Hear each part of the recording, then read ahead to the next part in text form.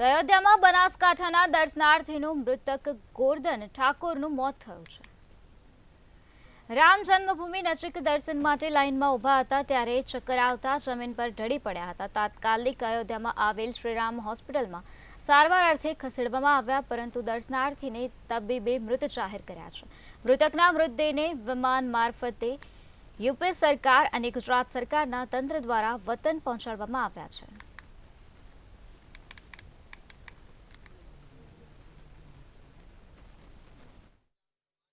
Bharatiya Janata party દ્વારા બનાસકાંઠા જિલ્લામાંથી special આસ્થા train દ્વારા રામ ભક્તોને રામલલ્લાના દર્શનાર્થે અયોધ્યા અહીંથી પ્રસ્થાન કરવામાં આવ્યું હતું।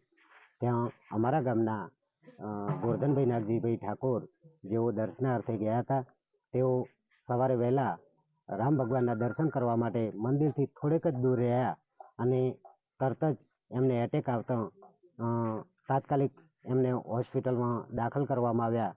ત્યાં ડૉક્ટરોએ મૃત જાહેર કર્યા। ગોરધનભાઈ નાગજી અને બધા સાથમાં હતા, એમને ચક્કર આવવાથી ભાઈ બેઠા અને અટક આવ્યો એટલે એમનું મૃત્યુ ચક્કર આવ્યા એટલે અમે તંત્રને જાણ કરી અને દવાખાને લઈ ગયા। દવાખાનામાં ડૉક્ટરે એમને મૃત જાહેર કર્યા।